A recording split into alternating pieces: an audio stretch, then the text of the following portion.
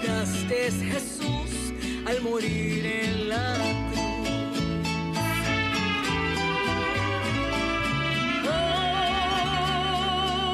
Hoy te alabo, Señor, con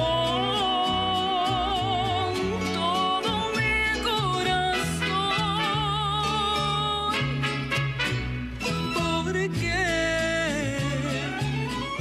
porque tú eres mi Dios, porque tú eres mi Dios y mi buen Salvador, que moriste por mí.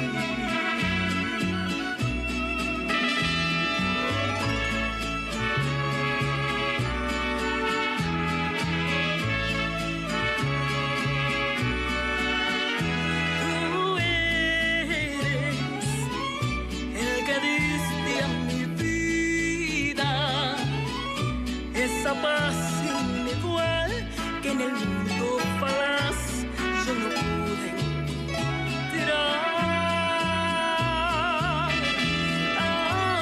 Ahora mi alma alegre te canta, disfrutando el amor que en la cruz del dolor demostraste, Señor.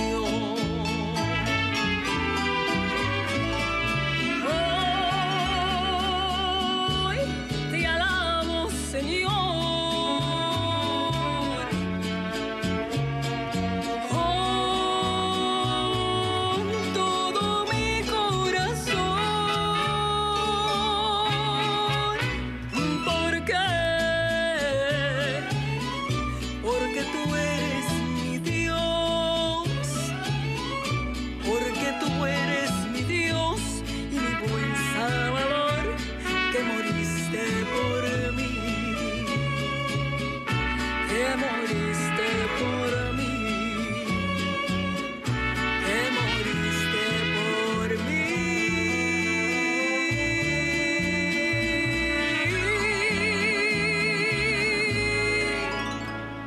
Qué bonito, estilo mexicano, ¿verdad?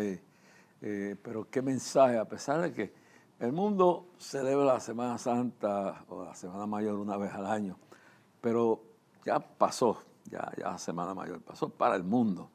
Pero para nosotros los cristianos, todo el año es la Semana Mayor. Todos los días es el Día del Señor. Y todos los días recordamos el nacimiento de Cristo, lo que hizo el Señor, cómo Él vino desde el cielo y se hizo hombre por obra y gracia del Espíritu Santo. La historia entera de la Navidad y luego la esencia de sus años, del tiempo, los 33 años que estuvo aquí en la tierra.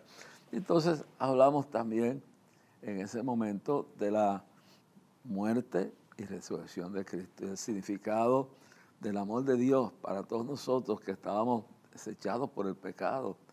Todos habíamos fallado, no había nada que nos redimiera, pero Él había prometido, el Señor, cuando la caída de Adán y Eva, y cuando el diablo los engañó y vino esa caída y fueron echados fuera del paraíso, el Señor les dio una profecía. En Génesis 3:15 le dijo que de la mujer saldrá el que destruirá al diablo y a la serpiente en el calcañar, lo destruirá a través de su sacrificio. Y eso es todo lo que hay después de esto, que hay en la historia pasada, pero está en la historia que continúa.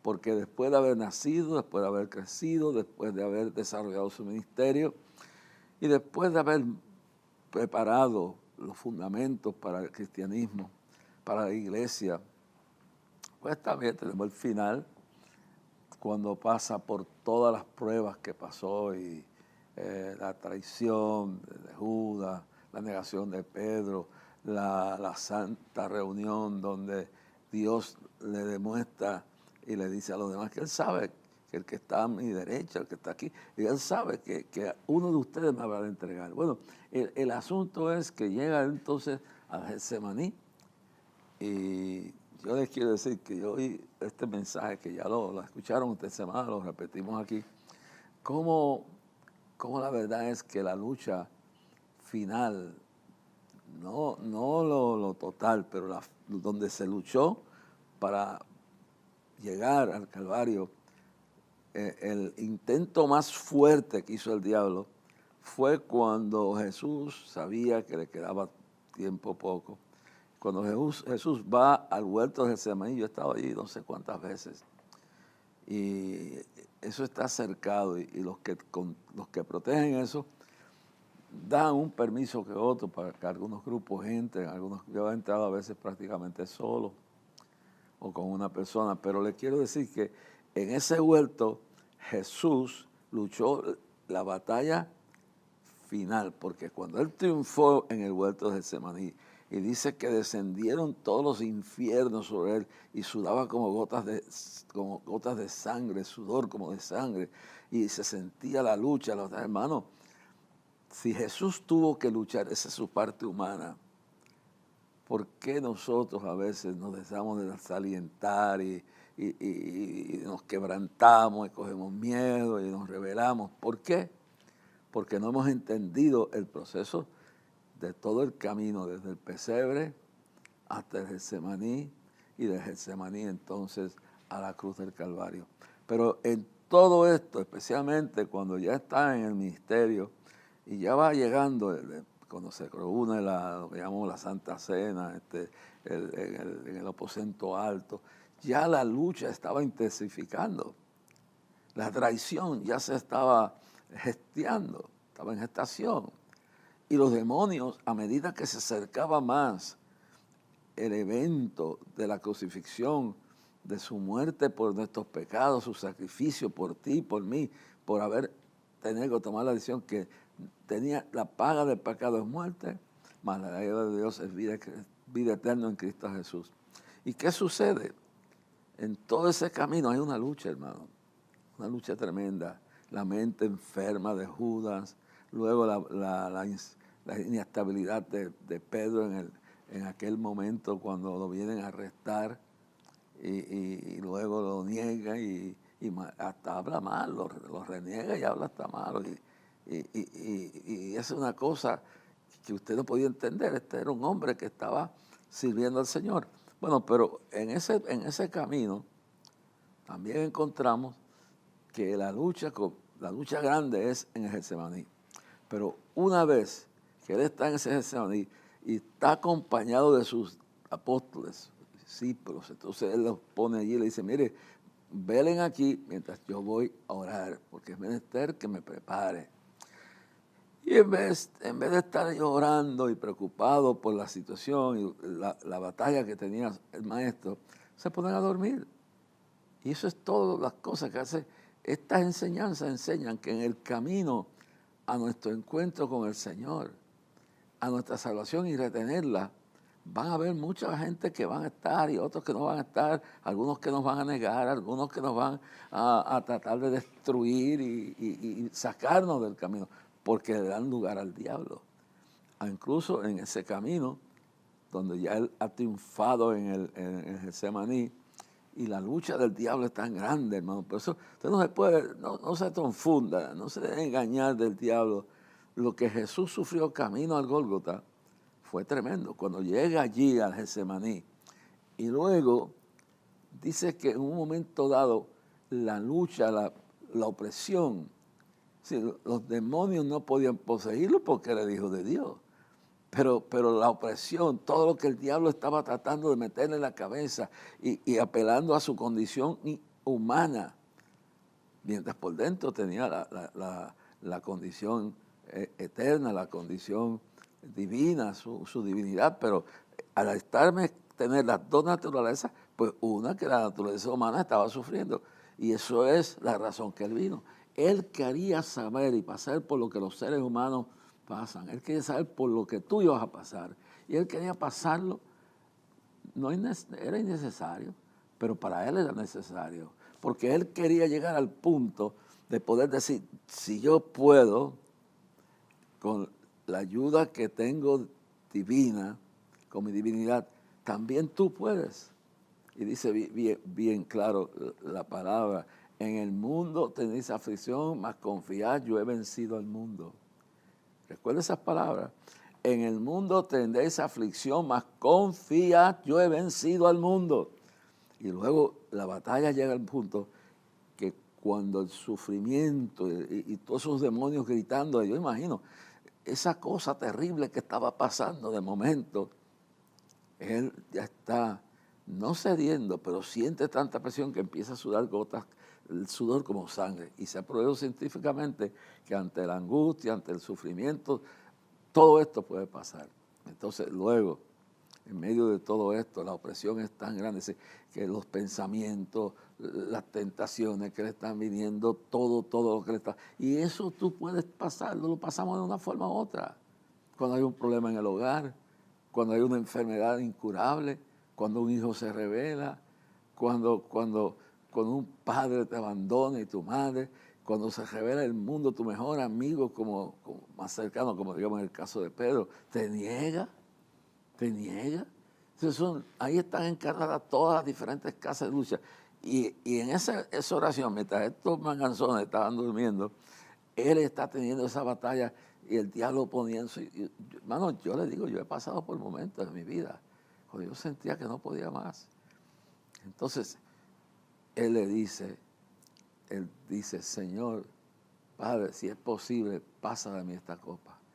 Cuando él dice eso en varias ocasiones, él está expresando la opresión, la situación física, la opresión espiritual, la lucha, la carga, todo esto, pero estamos hablando de millones de demonios que están tratando, en ese vuelto de semilla hay una batalla. Entonces, finalmente, mis amados hermanos, nosotros entendemos que luego, cuando él va subiendo hacia el Calvario, el último cantazo que le da es que Pedro le dice, Señor, cuando dice que vaya a morir, Señor, no lo hagas. Y él se da cuenta que todo este plan significa que él llegue hasta el final de su propósito de Dios. Entonces, ¿qué sucede? Pedro no tiene la misma resistencia que tiene Cristo. Entonces, cuando Jesús le dice que va a subir al Calvario, va a morir por todo, él, no, maestro, no, la naturaleza humana, no lo haga. Y entonces, en ese momento, la lucha que había tenido Getsemaní da su fruto. Y él puede discernir que no es Pedro que está hablando, que es Pedro usando las emociones, el sentimiento, usando la lengua, usando la mente de él. Y cuando él le dice, Satanás, quítate de mí, delante de mí, porque mire, tropiezo, él no le está hablando a Pedro, le está hablando al demonio, a las legiones que están ahí, a Satanás mismo presente ahí haciendo toda esta bulla. Entonces, Jesús vence todo eso. Y aún en el camino la cruz es fuerte, pero ya él se ha preparado para esta batalla. Y cuando ponen que él no puede ya con la cruz esa de madera, pero la cruz que lleva de los pecados de la humanidad son mayor, entonces él cae. Entonces hay un africano que viene también, que se había convertido, se había aceptado el judaísmo, y en la vía dolorosa, como llaman, el camino a la cruz, las fuerzas físicas, no las espirituales, las físicas de Cristo se agotan y cae un momento con la cruz. Entonces, nos da una lección, mire todo este camino, hermano, nos da una lección de que a veces nosotros necesitamos a alguien que nos fortalezca, alguno que nos ayude. Y claro, espiritualmente él estaba victorioso, pero ya el cuerpo estaba debilitado. Y entonces esta gente escogen a los romanos, los que van guiando la cuestión hacia el Calvario, escogen a Simón Cirineo, que había llegado de África, que era un africano convertido a la fe judía y que había aceptado la enseñanza hebrea. Entonces a este lo llevan y le ponen y lo ayudan a cargar la cruz, lo ponen a cargar la cruz. Hermano, yo sé que quiero entrar a esto porque quiero seguir con la relación de los persas y el camino a la cual esa nación tiene una parte importante en la historia de la salvación, pero también en la historia de la salvación del pueblo de Israel, que por medio de eso es que llega más años después, siglos después, llega Jesucristo. Pero en este asiento, dice, si Dios permitió que Simón Cireneo, el africano convertido, tuviera que ayudar a cargar la cruz de Cristo, lo permitió Dios para que supiéramos que nosotros solos no podemos. Va a haber momentos que vamos a tener que buscar o tener una persona que nos consuele. Que no se crea que porque usted está pasando por un momento donde parece que el mundo se le está cayendo encima, usted puede hacerlo solo, no, usted pida la oración. Usted ore, usted ayune, usted haga todo lo que tiene que hacer. Pero si tiene que pedir la oración al pastor, a la pastora, a la iglesia, a la gente más cercana a usted, ore usted, ayude usted y pida que otros le ayuden a cargar la cruz. Pero sobre todo, ríndase al Señor. Dice, no es con ejército ni con fuerza, sino con mi espíritu, ha dicho Señor, Señor de los ejércitos, nuestro Señor y Salvador. Y el profeta lo dice, no es con ejército ni con fuerza, sino con mi espíritu. Y le dice que necesitamos la fuerza espiritual, y eso se consigue oración, ayuno, vigilia, y confiando y poniendo nuestras caras en el Señor. Y a veces teniendo que alguien aconsejarnos y algunos ayudarnos, y ahora no se avergüence. Cristo, Dios permitió que tuviera que Simón Cireneo cargar su cruz. A veces solo no podemos, hermano. Por eso yo aquí le pido a ustedes, si Dios con nosotros, ¿quién contra nosotros? Pero dice la Escritura, Jesús dice, oraos los unos por los otros. Y en esta situación del Calvario, para llegar allí, aún la presencia de María y las mujeres que permanecieron allí, hermanos, eso era presencia para fortalecerlo más. Pero ya la victoria estaba ganada. Pero el diablo sigue, no importa, molestando, consternando, empujando. Pero hermano, cuando confiamos en la oración, cuando confiamos en la iglesia unida, orando los unos por los otros, no se avergüence si hermano no tiene que decir cuál es su situación. Señor, estoy pasando una prueba grande. Necesito que oren por mí. Y yo le digo, hermanos, cada vez que pasa este tiempo del nuevo año, luego el tiempo de la Semana Santa y todo, nosotros tenemos un llamado que Dios nos dio, que es el llamado de ir por todo el mundo y predicar este evangelio. Ese es uno. Pero el otro, dentro del ministerio, ha sido la actividad de clamor a Dios por Puerto Rico y luego por todas las naciones. Pero fue muchos años atrás. Este año se cumplen 53 años de que mi esposa, que ya pasó al Señor, y yo regresábamos de Colombia y subimos al puerto de Aguas Buenas, el pueblo de Aguas Buenas, que queda como media hora más o menos del pueblo donde yo vivo, Bayamón, vivía. Y entonces, esa noche subimos a predicar allí. 53 años atrás nació esta revelación. Hermano, y usted sabe las luchas, las peleas que el diablo nos ha hecho para que enfermedades, guerra, todo lo que el diablo se puede hacer, porque después que tomamos esa revelación, donde Dios, Señor me dice, estando en esa montaña, en esa plaza pública del pueblo de Aguas Buenas, de aquí de Puerto Rico, pues estoy predicando y toda la niebla, había una niebla terrible porque hacía frío en ese tiempo. Era ayer, yo creo que era noviembre por ahí. El asunto es, hermanos queridos, que esa noche el Señor me dice, tienes que levantar un día de clamor a Dios por Puerto Rico. Se empezó así, por Puerto Rico, para que los muros espirituales se agranden, se hagan más poderosos, más altos, porque Puerto Rico va a pasar por momentos difíciles. Y Puerto Rico es la isla del Cordero, es mi isla. Y esta isla, que tengo un propósito con ellos, tiene que una vez al año, que haga otras actividades y todo lo que se haga, una vez al año, tal y como el pueblo de Israel se vivía para este tiempo, a la Pascua, y todo esto, celebrando también toda la forma que Dios los libró de la mano de Faraón, y la noche aquella terrible donde ya no quedaba más solución, y hubo la muerte de los primogénitos, que Dios hizo el máximo para salvar a su pueblo. Entonces, una vez al año, porque se acuerdan de que había que, le dijo el pueblo de Israel, le dijo a Moisés que le dijera al pueblo que tenían que sacrificar un cordero.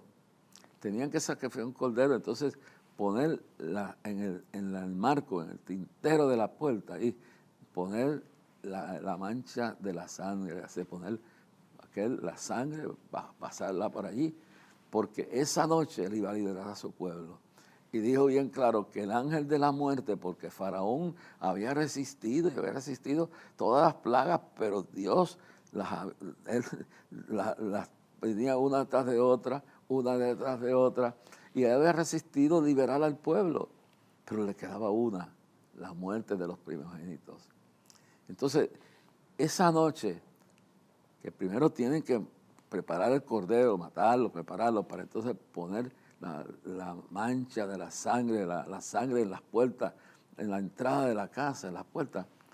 Esa era que el que no tuviera esa mancha de sangre, esa sangre puesta en el tintel, en la puerta, en la entrada de la casa, cuando el ángel de la muerte pasara, y lo puedo leer, pero lo sé de memoria, si no estaba bajo el poder y la cobertura de la sangre del cordero, que simbolizaba lo que hoy hemos pasado en estos días con la Semana Santa, la muerte y crucifixión de Cristo. Entonces, Dios preparó todo eso. Entonces, tenía que saber la importancia de lo que iba a suceder. ¿Qué le quiero decir, hermano? Que el pueblo tuvo que cerrarse en oración, en buscando la presencia de Dios, poner una señal de la sangre del Cordero, y que ese iba a ser el Cordero de Dios, que iba a ser Jesucristo, que iba con su derramamiento de la sangre a salvar a toda la humanidad, a todos los pecadores. ¿Qué sucede, mis amados hermanos? Dios me habla y me dice de eso, y eso era una vez al año.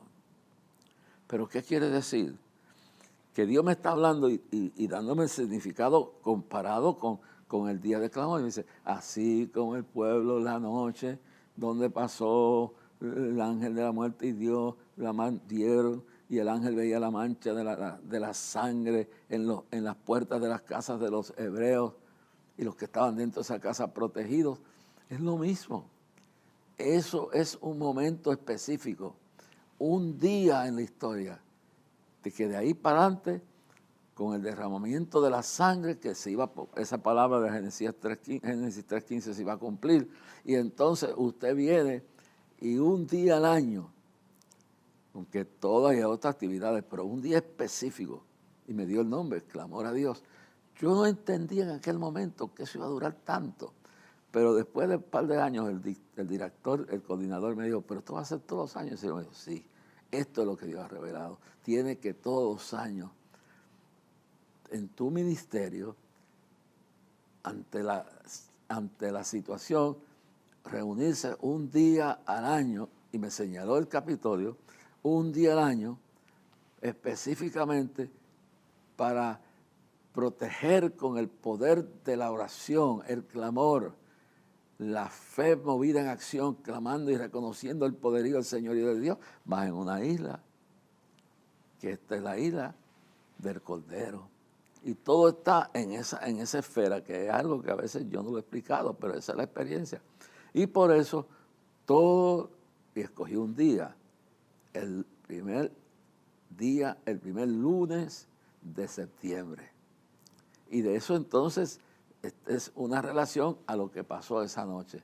Pero lo que le quiero decir, en esa noche donde el ángel de la muerte pasó, aquí lo que vamos es a ir un día para que Dios, meternos todas las iglesias, todos los cristianos, los que puedan bajar hasta el Capitolio, meterse con Dios y marcar el camino, y bajar y clamor y humillarnos para que Dios nos libre de lo terrible de lo que viene, para que Dios eche fuera y levante los muros espirituales y nos dé la fuerza para durante un año más, en lo que Él viene a buscar su iglesia, la iglesia en Puerto Rico. Y le estoy hablando de la iglesia en Puerto Rico.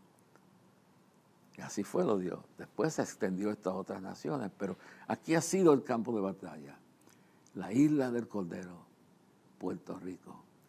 Y yo les pido a ustedes que este año cumplimos 53 años de ese evento, donde Dios nos dijo que diéramos un día al año frente al Capitolio para consagrar al pueblo de Puerto Rico, pelear contra todo lo que pudiera venir destructivo, fortalecer la iglesia y hacerle llegar a un momento de victoria hasta el día que suene la trompeta. Y eso es lo que estamos haciendo, hermano. Y en tiempos terribles, en este día de clamor, Dios ha hecho cosas grandes. Ha cambiado leyes, ha detenido leyes, ha promovido leyes, ha librado al pueblo de sequías, ha librado al pueblo de huracanes, ha librado al pueblo de destrucción en medios diferentes. Dios ha intervenido y sabemos de los huracanes que Él ha desviado. Sabemos de aquella sequía terrible que en medio de un clamor el Señor me dijo a mí, y yo le dije a José Antonio que ya era el mejor locutor, el mejor de todo que bregaba. Él era el que diseñaba la televisión cuando editábamos todo lo que había pasado en clamor. Y los anuncios de radio. Era bien perfeccionista porque las cosas para Dios tienen que ser buenas. Y entonces yo le digo, mira, a José Antonio, y Dios bendiga a su familia, sus hijas, su esposa, los que todavía están con vida. Él ya se fue con el Señor. Fue un gran amigo para mí. Yo no sé ni dónde está su familia, pero donde quiera estén, oren por ellas, que Dios los bendiga. Y entonces, mis amados hermanos, ¿qué sucede, hermanos? Que cuando yo le digo que las noticias, y él era periodista también, entonces les recuerdo que la prensa está diciendo que la sequía va a durar hasta mayo del otro año. Y que Dios me ha revelado que le digamos antes que pase, que Dios, cuando vayamos al día de clamor ese día, el pueblo clamará y la sequía terminará. Bueno, cuando yo le hice, recuerda, este es un hombre que gana su vida haciendo publicidad y anuncios y periodista. Entonces, Rasky me dice él, si no cumpliera esto, si esto tú no estás seguro, yo estoy seguro de lo que Dios ha dicho. Tú sabes que yo voy a tener que nos van a apedrear a los dos. Si proclamamos que ese día termina la sequía, hermano, y ese día terminó la sequía. ¿Por qué? Porque a las 5 de la tarde empezó una llovinita a caer, ese es el comienzo. Y por la mañana, yo estoy trepado en el techo de mi casa, en la cuesta de Casiano, en el pueblo de Bayamón, donde yo nací. Y estoy allí y subo al techo a las 6 de la mañana y está lloviendo fuertemente. Y recibo del superintendente de la policía una llamada. Y entonces el cuartel estaba en un sector de bajo, ¿sabes? Que de abajo, y cuando llovía se inundaba. Y el superintendente de la policía, cuyo nombre ahora no recuerdo, le quiero decir, hermano, que me llama y me dice, Rasky, el milagro está hecho. La sequía ha terminado. Hay una tormenta de agua aquí. Esto es terrible. Mi carro del comandante de la policía estoy en medio de una inundación aquí, cerca del cuartel de la policía. No he podido llegar. Rasky, te estoy llamando. Y yo sé si estoy en el techo. Y dice, aquí estoy bajo esta lluvia que empezó a llover lloviznar desde ayer, y ahora está certificado que esto es el final de esta sequía. Hermano, clama a mí y yo te responderé y te enseñaré cosas y dificultosas que tú no conoces. El pueblo de Israel, hermano, pasó en la historia muchos tiempos y difíciles. Uno de los tiempos que pasó el pueblo de Israel fue en el momento aquel que Nabucodonosor se llevó cautivo y estuvieron en cautiverio 70 años en cautiverio. Así que los judíos, mis amados hermanos, cayeron en aquel tiempo después de la historia, después de la historia, la primera vez, después de la historia, mis amados, de José, que eso José entonces está, por eso dije lo del sacrificio y de la Pascua. Entonces José ellos estaban en Egipto y lo que había era la monarquía, el imperio egipcio. Y luego ellos están viviendo por la bendición de Dios, y esa es otra historia de cómo José, ellos todavía no están en el cautiverio. Pero luego que Dios usa a José, y por toda la historia de José, que ustedes la conocen, que los hermanos lo venden y lo intentan matar, y luego termina como esclavo en Egipto, y ahí empieza la batalla, y entonces Dios hace cosas tan extraordinarias con él, que Dios lo usa para preparar al pueblo egipcio para la gran sequía que venía.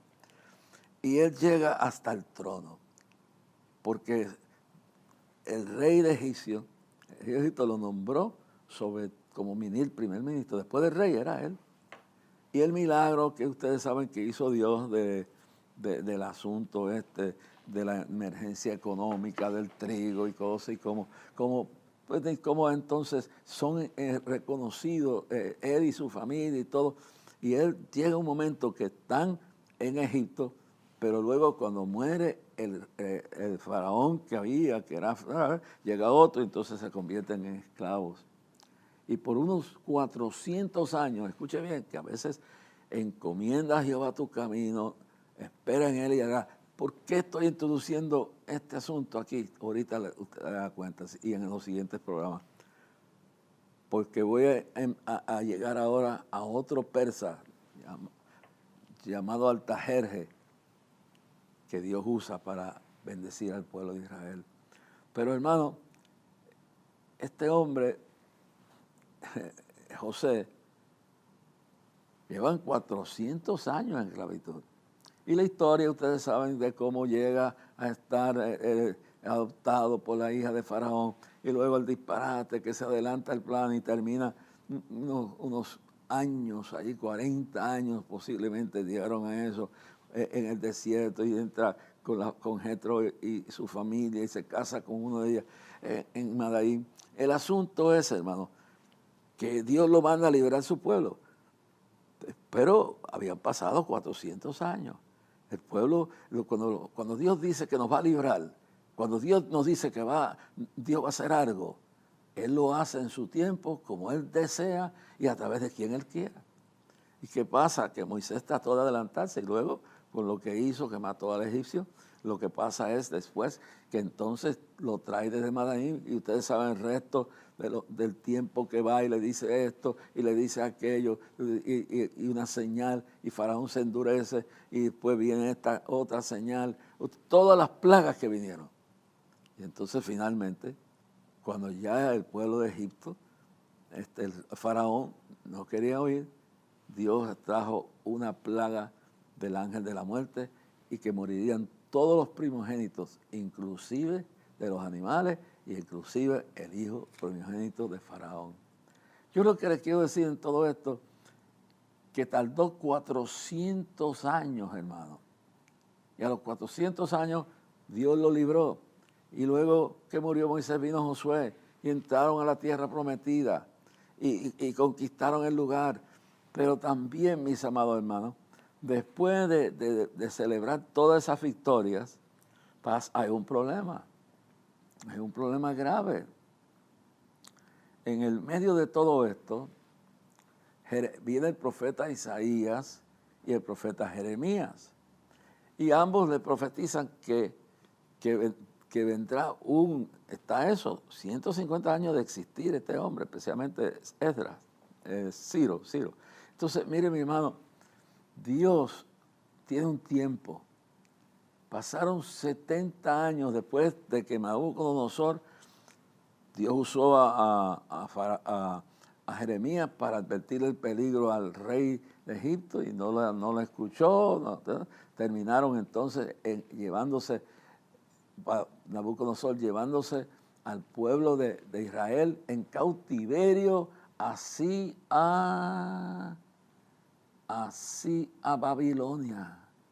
Y en Babilonia está profetizado en la Escritura que iba a haber que a los 70 años Dios iba a traer un hombre llamado Ciro, que era ya el rey de todo aquello allí y tenía ya su imperio equivalía prácticamente al otro imperio babilónico que era enorme, y la Gran Babilonia y todo eso, la ciudad que construyeron. Pero se va levantando el imperio medio y persa por acá. Entonces, el primero de los reyes de Persia fue Ciro. Y después de 150 años, después de los 70 años, se cumple la profecía. Ciro rodea Babilonia, y ya ustedes saben la historia, la he dicho en los pasados programas. Entonces muere, la rodea y libera a los judíos. Y entonces, mis amados hermanos, muere el hijo de Nabucodonosor, que había profanado todo lo sagrado de Dios. Y era un blasfemo, había blasfemado. Y viene Dios y usa a Ciro, libera al pueblo hebreo, cercando a Babilonia, la gran ciudad, y haciendo una obra arquitectónica con el río que no podía meterse por los túneles porque el agua era tan alta que ningún ser humano podía sobrevivir. Pero Dios le da inteligencia a este hombre pagano, pero que está teniendo un encuentro, siendo llamado antes mi siervo, mi ungido, mi escogido, y luego usa a este hombre para libertar totalmente a los judíos. Entonces, cuando conquistan a Babilonia, toman la ciudad y matan al rey Belsasar, entonces Ciro hace un decreto, mi hermano. Ciro hace un decreto que lo hemos leído, donde dice bien claro. Mira, lo voy a leer por aquí lo tengo. Dice, capítulo 1, del versículo 1 en adelante de Esdras. En el primer año de Ciro, rey de Persia, escúchelo bien claro, comienzo de su reinado, se han cumplido ya 70 años y todavía el pueblo está en esclavitud. Pero mire lo que pasa al llegar el número 70. Versículo 1 del capítulo 1 de Esdras. En el primer año de Ciro, rey de Persia, para que se cumpliese la palabra de Jehová por boca de Jeremías, escuche bien claro, despertó Jehová el espíritu de Ciro, rey de Persia, el cual hizo pregonar la palabra y también por pregonar de la palabra, el cual hizo pregonar de palabra y también por escrito por todo el reino, diciendo, así ha dicho Ciro, rey de Persia, Jehová el Dios de los cielos me ha dado todos los reinos de la tierra. Y mire, reconoce que es Dios, ya está teniendo un encuentro con Dios y dice, así ha dicho Ciro, rey de Persia, Jehová, Dios de los cielos, me ha dado todos los reinos de la tierra y me ha mandado que le edifique casa en Jerusalén, que está en Judá. Escucha bien. Quien haya entre vosotros de su pueblo, sea Dios con él, y suba a Jerusalén, que está en Judá, y edifique la casa de Jehová, Dios de Israel. Él es el Dios, la cual está en Jerusalén. Y todo el que haya quedado en cualquier lugar donde more, ayúdenle los hombres de su lugar con plata, oro, bienes, ganado, además de ofrendas voluntarias para la casa de Dios, la cual está, escuche bien claro, la cual está en Jerusalén. Y todos los que estaban en sus alrededores les ayudaron con plata y oro, con bienes y ganado, y con cosas preciosas, además de todo lo que se ofreció voluntariamente. El rey Ciro sacó los utensilios de la casa de Jehová que Nabucodonosor había sacado de Jerusalén y los había puesto en la casa de sus dioses. Así que redimió la blasfemia, la sacó. Lo sacó pues rey, verso 8, lo sacó pues rey Ciro, rey de Persia, por mano de Mitrídates, tesorero, el cual los dio por cuenta a Sesbazar, príncipe de Judá. Esta es la cuenta de ellos, por ahí sigue todo lo que le dio, todo esto en el verso, pasamos al verso 11, y todos los utensilios de oro y de plata eran 5.400, todos los hizo llevar Sesbazar con los que subieron del cautiverio de Babilonia a Jerusalén. Bueno, entonces, aquí se cumple esto, y esto es un resumen, que es un poquito más claro, pero entonces hay un asunto.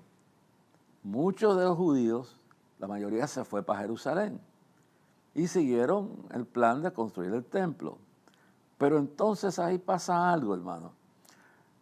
Muchos como Daniel se quedaron, y ya hablamos de Darío y de todo eso, y de cómo Dios bendijo a Daniel y cómo todo lo que pasó, aunque Daniel se quedó en ese tiempo en Babilonia y desde allí ayudó, y luego todo lo demás que pasa. Ahora, pero en medio de todo esto, busquemos en el libro de Nehemías lo que sucede. Cuando el pueblo de Israel, la mayoría que está en Jerusalén, construyen el templo, pero todo no está terminado. Se levantan Sanballat, Gesín, Sanballat, Tobías y el Gesín el árabe. Tobías, Sanballat, Gesín el árabe y el otro, que ya lo mencioné. Estos tres individuos, Sanballat, Tobías y Gesín el árabe, son gente que van a usar diablo para tratar de detener la victoria completa, porque ya se había construido el templo. Ya quizás el 90, el 80% del pueblo de Israel ya está en Jerusalén. Pero en aquel entonces la seguridad de una ciudad dependía de los muros. Y en todo el estrago que hubo cuando se invadió, cuando Nabucodonosor hizo toda esa destrucción, los muros estaban destruidos. El pueblo estaba en una condición que era capaz de cualquier cosa y cualquier ejército conquistarlos de nuevo y destruirlos. Entonces, mire cómo Dios obra. Y aquí vamos al tercer rey. El primero fue Ciro y Darío, Ciro, Darío. Y entonces ahora esos son los reyes. Pero entonces, aquí en el libro de Nehemías, capítulo 1, dice así, que entonces, palabras de Nehemías, hijo de Calías, aconteció en el mes de Quisuá, déjame ponérmelo, eso que no lo veo bien, y aconteció en el mes de Quisalui, en el año 20, estando yo en Susa, está hablando Nehemías, dice bien claro, estando yo en Susa, capital del reino, así que será la capital del imperio persa. Y miren lo que dice,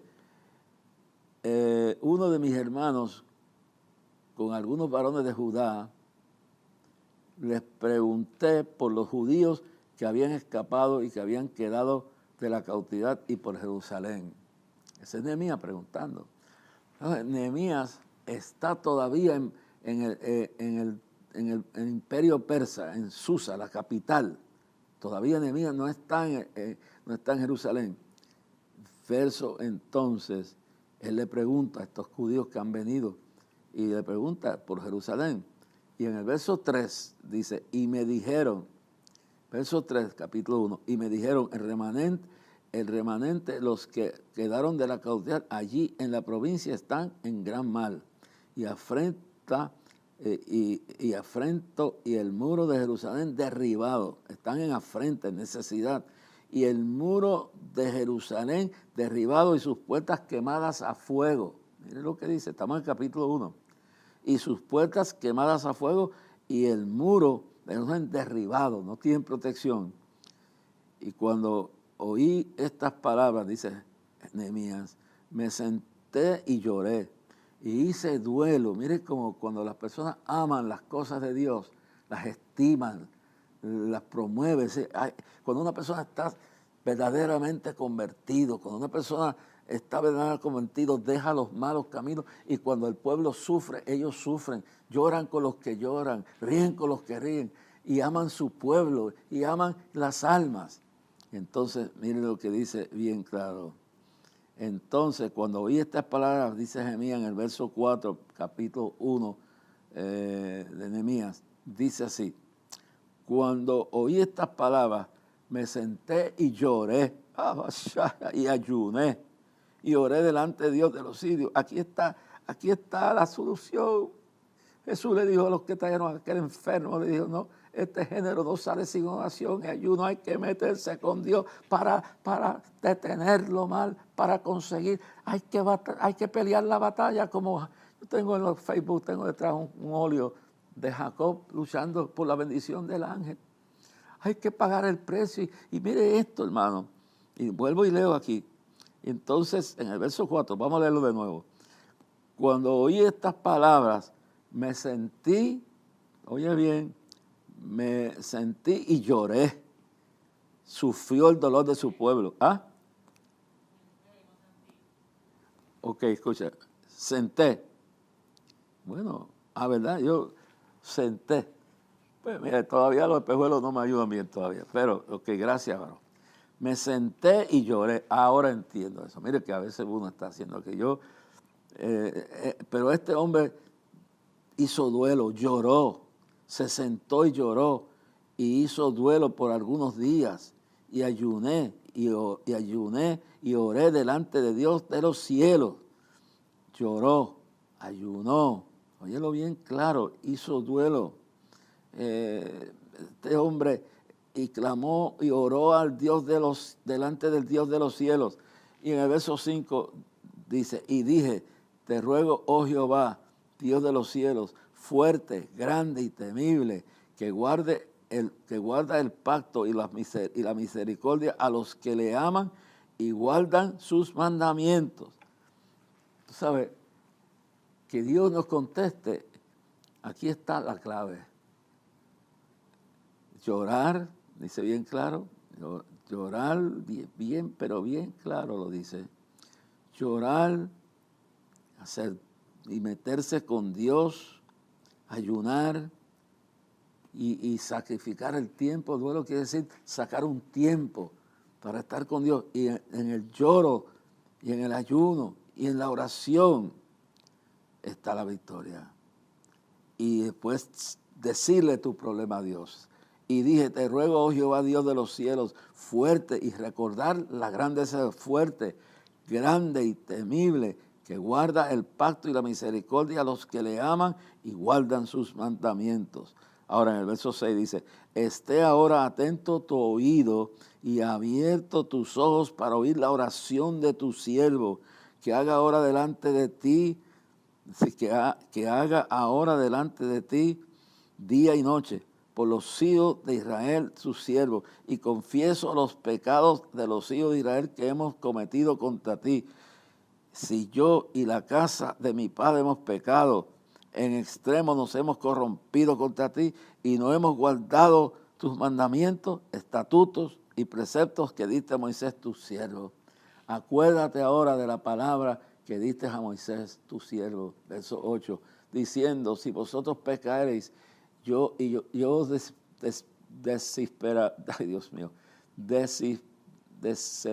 dispersaré por los pueblos.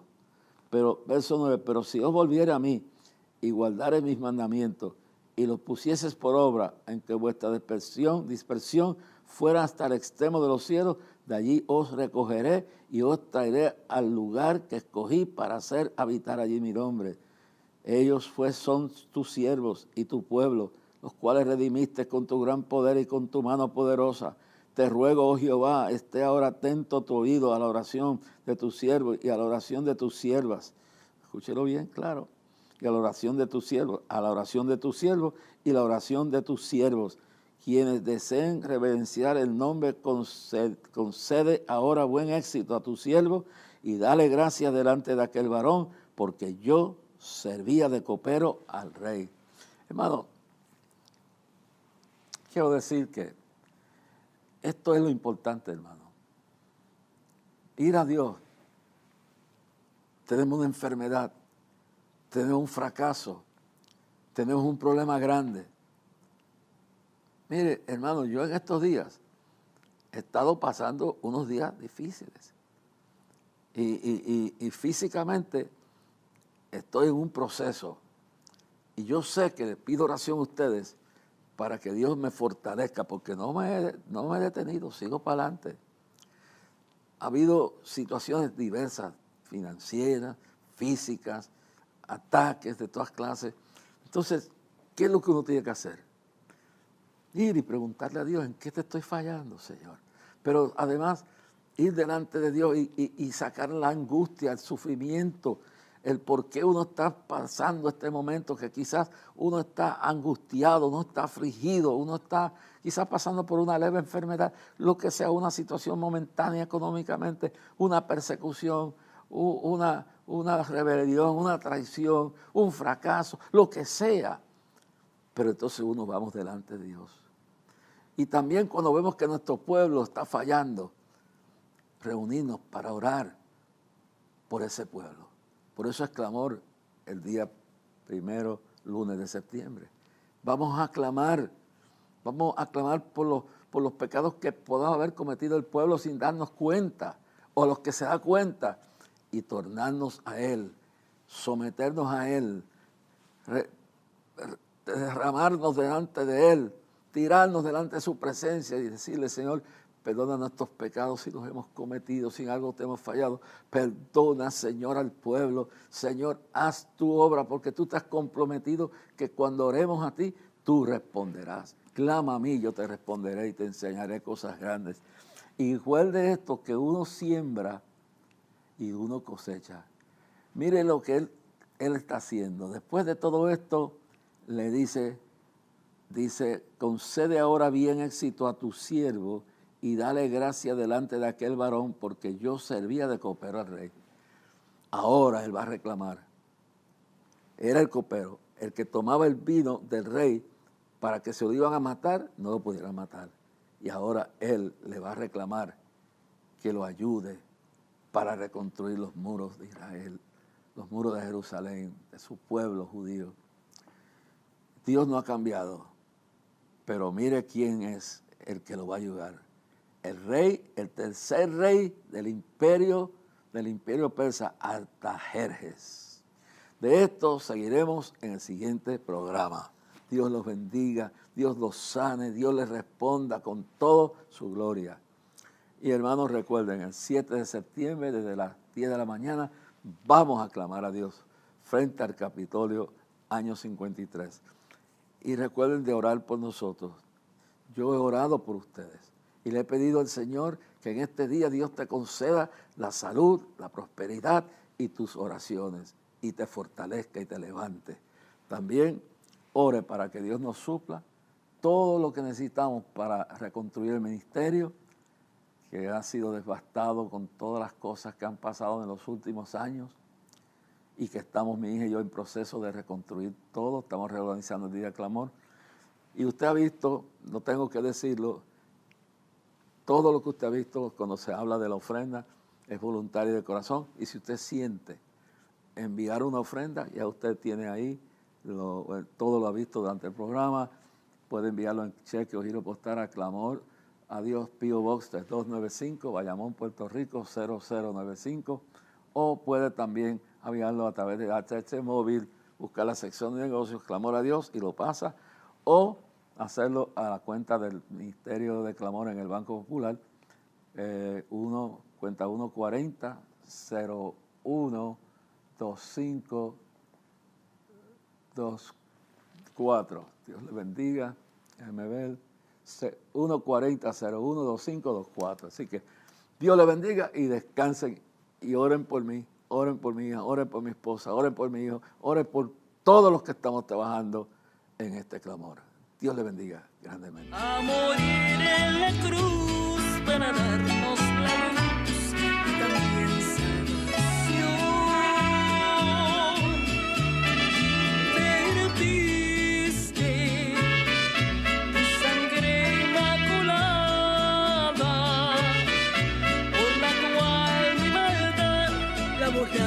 es Jesús al morir en la cruz.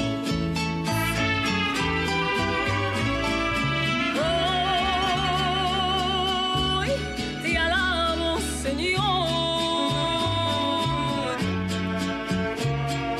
con todo mi corazón,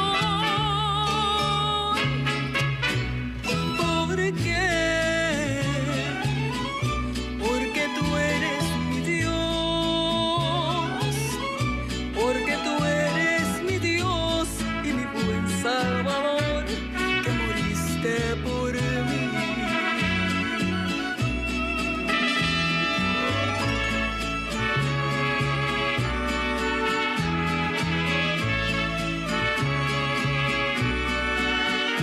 Tú eres el que diste a mi vida esa paz sin igual que en el mundo falaz yo no pude encontrar. Ahora mi alma alegre te canta, disfrutando el amor que en la cruz del dolor demostraste, Señor.